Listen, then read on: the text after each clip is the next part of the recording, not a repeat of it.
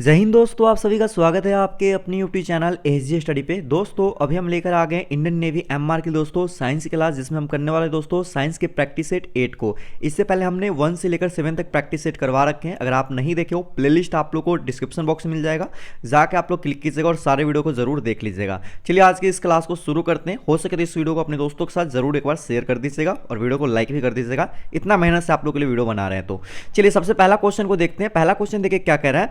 पहला क्वेश्चन है कि निम्न में से युग में सुमेलित नहीं है, मतलब कि एक जो है ना इसमें गलती है, बाकी इसमें से जो 3 होगा वो सही है। तो कौन सा गलती वो आप लोग को बताना है। सबसे पहले इधर विटामिन का नाम दिया है, आप लोग को रासायनिक नाम दिया है, और इससे एक क्वेश्चन आपके एग्जाम में देखने को मिल जाते हैं विटामिन से रिलेटेड। ठीक है, तो जितने विटामिन के जो रासायनिक नाम है वो याद कर लो, किसकी कमी से कौन सी बीमारी होती है वो याद कर लो, ये सब आपको पूछा जाएगा। सबसे पहले आप लोग देखो यहाँ पर विटामिन ए का यहाँ पर रासायनिक नाम क्या होता है, रेटिनॉल। तो ये बिल्कुल सही है मेरे भाई, रेटिनॉल ही होता है।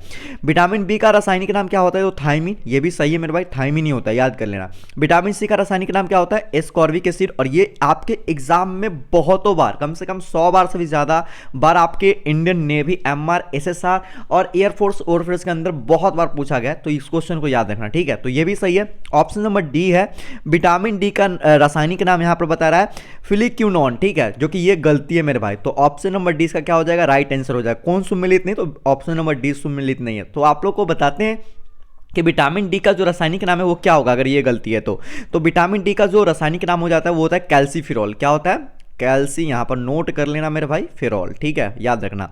अब देखो ये आप लोग को याद कर लेना है। अब देखो कि आपके एग्जाम में बस यही 1 2 3 4 और एक और विटामिन आप लोग से पूछा जाएगा, विटामिन के पूछा जाएगा, ठीक है। विटामिन के की रासायनिक नाम है वो क्या हो जाता है, फिलोक्विनोन हो जाता है। ये वाला विटामिन के का हो जाएगा, ठीक है। तो याद रखना है इस पांचों को और नोट करते चलना। चलिए दूसरा सवाल की ओर बढ़ते हैं। देखो दूसरा सवाल हमको क्या कह रहा है कि डब्ल्यूबीसी के बारे में सत्य कथन है, ठीक है। डब्ल्यूबीसी का अन्य नाम श्वेत रक्त कणिका, श्वेताणु या ल्यूकोसाइट है, ठीक है। ऑप्शन बी बोला है कि डब्ल्यूबीसी शरीर की संक्रामक रोगों और बाह्य पदार्थों को से रक्षा करती है। ऑप्शन सी, यह प्रतिरक्षा कोशिकाएं हैं, इसलिए शरीर की सैनिक कहलाती है। और ऑप्शन डी की उपयुक्त सही। देखो इसका जो राइट आंसर हो जाएगा ना वो हो जाएगा ऑप्शन नंबर डी हो जाएगा दोस्तों। इसमें से सभी जो बताया गया ना कथन, वो सारे के सारे कथन सत्य है। डब्ल्यूबीसी का जो मतलब कि फुल फॉर्म हो जाएगा वो श्वेत रक्त कणिका, ठीक है। व्हाइट ब्लड सेल हो जाता है, उसको श्वेताणु भी बोलते हैं और ल्यूकोसाइट भी बोलते हैं। तो आप लोग याद रखिएगा, जितने भी चीज बताएंगे सारे के सारे सही है। आगे चलिए चलते हैं अगला क्वेश्चन की ओर। देखो क्वेश्चन कह रहा है कि निम्न में से कौन सा पदार्थ विद्युत यानी कि बिजली का सुचालक नहीं है। देखो विद्युत का सुचालक ये भी है, ये भी है, ये भी है। तो पूछ रहा है कौन नहीं, तो भाई लकड़ी जो होता है विद्युत का सुचालक नहीं है। इसलिए आप लोग को पता हो कभी कभी करंट लगता है तो बोलता है कि लकड़ी से मारो यार, तो वो मतलब कि छूट जाएगा उसका करंट, क्योंकि जो अगला लकड़ी से मारेगा उसको करंट लगेगा नहीं, क्योंकि ये क्या है, विद्युत का सुचालक नहीं है, क्या है, कुचालक है, ठीक है। इसमें विद्युत प्रवाह नहीं होता है। अब दूसरा सवाल यहां से एक और याद रख सकते हैं कि कौन ऐसा अधातु है जिसमें कि विद्युत प्रवाह होता है, ठीक है। तो राइट आंसर हो जाएगा ग्रेफाइट। देखो ग्रेफाइट क्या होता है, जैसे कि आप लोग यूज करते होगे लिखने के लिए भाई पेंसिल, ठीक है। पेंसिल आप लोग जानते हो, तो पेंसिल के अंदर जो भी काला वाला रहता है वो ग्रेफाइट होता है, ठीक है। तो अगर उसमें अगर आप लोग क्या कर सकते हो, करंट लगाओगे और दूसरे तरफ से छूओगे, एक तरफ नोक छील के और पीछे से भी नोक छील देना, और इधर करंट लगाओगे और इधर से छूओगे ना, तो उसमें भी करंट प्रवाह होता है, ठीक है। तो ये एक ऐसा अधातु है जो कि क्या होता है, करंट भी प्रवाह होता है। तो ये आप लोग याद रखना। ऐसा ट्राई घर पे मत करना, और नॉर्मल आप लोग कर सकते हो, जैसे कि 2 रुपये वाला बॉल मारते हैं ना, छोटा वाले 10 रुपये में बैटरी आते हैं, उससे कर सकते हो, उसमें करंट नहीं लगेगा अगर टेस्ट करना है तो।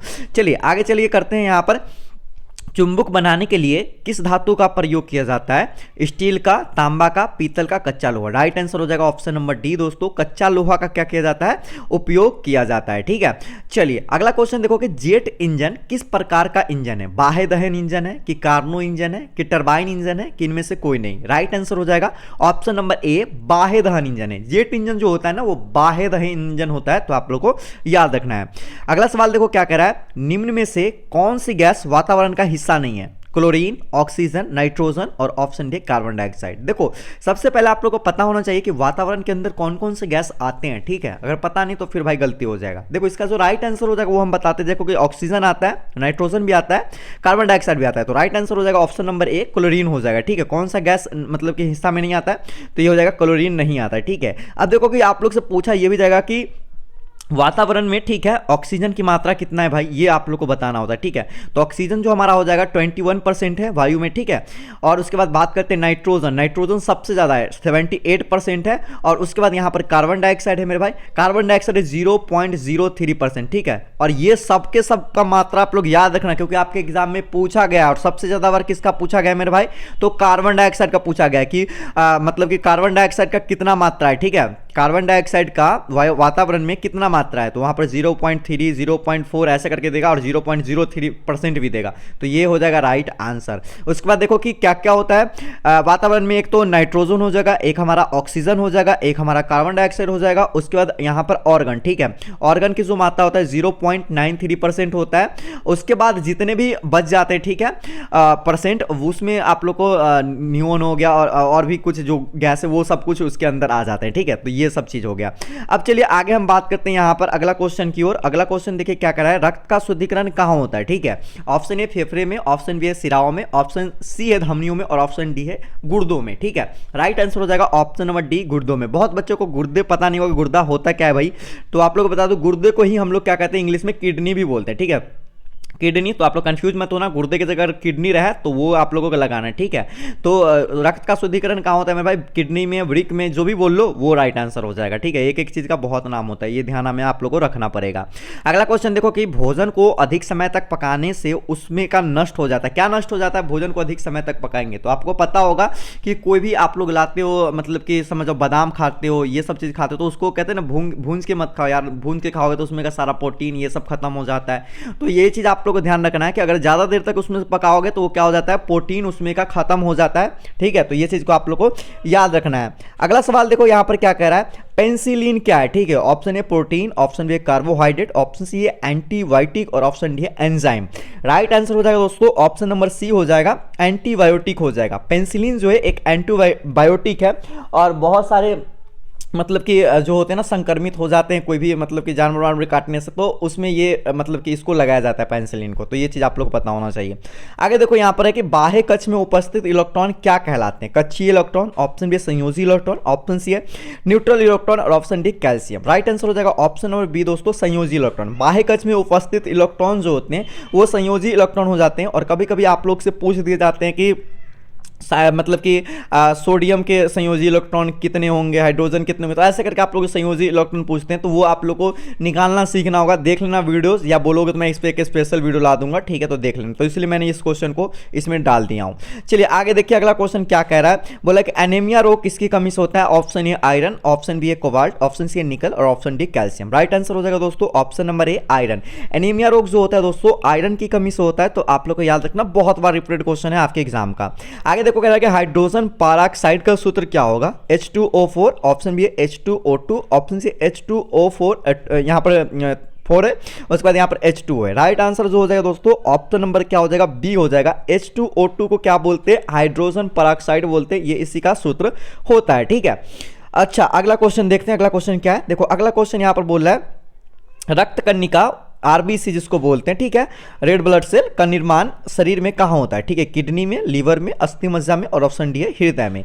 इसका राइट आंसर हो जाएगा दोस्तों ऑप्शन नंबर सी, अस्थि मज्जा में होता है, ठीक है। लाल रक्त कणिकाओं का जो हो जाता है दोस्तों वो निर्माण कहाँ होता है, अस्थि मज्जा में होता है, तो आप लोग को याद रखना है, ठीक है। और आप लोग के लिए एक और इंपॉर्टेंट चीज, अगर आप लोग लेना चाहते हो 500 प्लस का प्रीवियस ईयर क्वेश्चन, जिसमें कि आप लोग को 450 के लगभग जीके क्वेश्चन होंगे, 50 से ज्यादा आप लोग के साइंस के क्वेश्चन होंगे, और ये क्वेश्चन आप लोग को लेने के लिए कुछ पैसा पे करने पड़ेंगे मेरे भाई, क्योंकि इसमें आप लोग को पता होगा कि एग्जाम के अंदर ज्यादातर प्रीवियस क्वेश्चन होते हैं, तो आप लोग इसके लिए 100 रुपये चार्ज रखे गए। अगर आप लोग लेना चाहते हो जो भी कैंडिडेट इस पीडीएफ को, तो आप लोग को सिंपल कुछ भी नहीं करना है, यहाँ पर आप लोग को नंबर शो हो रहा होगा, इस नंबर पर आप लोग को क्या करना है, हमें व्हाट्सअप करना होगा, ठीक है। और इसी नंबर पर व्हाट्सअप करके और इसी नंबर पर पेमेंट करके हमें स्क्रीनशॉट व्हाट्सएप पर भेज दोगे। जैसे स्क्रीनशॉट मुझे प्राप्त होगा आप लोग को पीडीएफ मैं दे दूंगा, ठीक है। तो जो भी इंटरेस्टेड कैंडिडेट लेना चाहते हो ले सकते हो। बहुत सारे बच्चे पढ़ के अभी कर रहे हैं नेवी के अंदर जॉब, उनसे क्वेश्चन आएगा तो आएगा मेरे भाई, क्योंकि प्रीवियस ईयर से ही क्वेश्चन आते हैं, ठीक है। तो लेना चाहते हो तो ले सकते हो, बाकी कुछ जिनको नहीं लेना है कंटिन्यू यहां से पढ़ाई करते रहो, ठीक है। चलिए आगे हम चलते हैं और अगला क्वेश्चन देखते हैं यहां पर क्या कह रहा है। अगला क्वेश्चन कह रहा है कि दिन रात का निर्माण किस कारण होता है। ऑप्शन है पृथ्वी द्वारा सूर्य का चक्कर लगाने के कारण, ऑप्शन बी पृथ्वी का अपनी धुरी पर घूमने के कारण, ऑप्शन सी है यहां पर सूर्य और पृथ्वी के मध्य अधिक दूरी होने के कारण, और ऑप्शन डी है कि पृथ्वी का एक उपग्रह होने के कारण, ठीक है। तो इसका राइट आंसर क्या हो जाएगा, चलिए बात करते हैं। इसका जो राइट आंसर हो जाएगा दोस्तों ऑप्शन नंबर क्या हो जाएगा, बी हो जाएगा। पृथ्वी अपने धुरी, ठीक है, अक्ष जिसको बोलते हैं, पर घूमने के कारण, ठीक है, पृथ्वी जो होता है अपनी धुरी पर घूमता है, जिसके कारण क्या होता है, दिन और रात होता है, ठीक है। तो आप लोग को याद रखना है। आज का 15वां क्वेश्चन और अंतिम क्वेश्चन आप लोग देख लो क्या कह रहा है। स्टेनलेस स्टील का निर्माण मतलब कि होता है, किससे होता है, यहां पर आप लोगों को CRNI से, और यहां पर CUNI से, और ऑप्शन सी CuCr से, ऑप्शन डी FeNI से। तो इसका राइट आंसर हो जाएगा दोस्तों ऑप्शन नंबर ए CRNI से, यानी कि क्रोमियम और निकेल से दोस्तों क्या होता है, स्टेनलेस स्टील का क्या होता है, निर्माण होता है। उसका यहां पर क्या लिखा है, संकेत लिखा गया, तो आप लोग को संकेत भी पता होना चाहिए और नाम भी पता होना चाहिए, ठीक है। तो आज के टोटल क्वेश्चन इसका PDF आप लोग को बिल्कुल फ्री में हमारे टेलीग्राम चैनल SG स्टडी पे मिल जाएगा। लिंक आप लोग को डिस्क्रिप्शन बॉक्स में दिया हूं, जाकर फटाफट से ज्वाइन हो जाओ टेलीग्राम पे, ठीक है। और आप लोग इस वीडियो को जितना हो सके उतना शेयर करो, और अभी कंटिन्यू क्लास में देने की कोशिश करूंगा। अभी क्लास बीच में 2 दिन ड्रॉप हो गया था, क्योंकि पता है कि अभी नया साल आ गया था, तो आप लोगों को पता है। तो अभी से कंटिन्यू आप लोगों को क्लास में दूंगा, और थोड़ा भी टाइम भी नहीं मैनेज हो रहा है।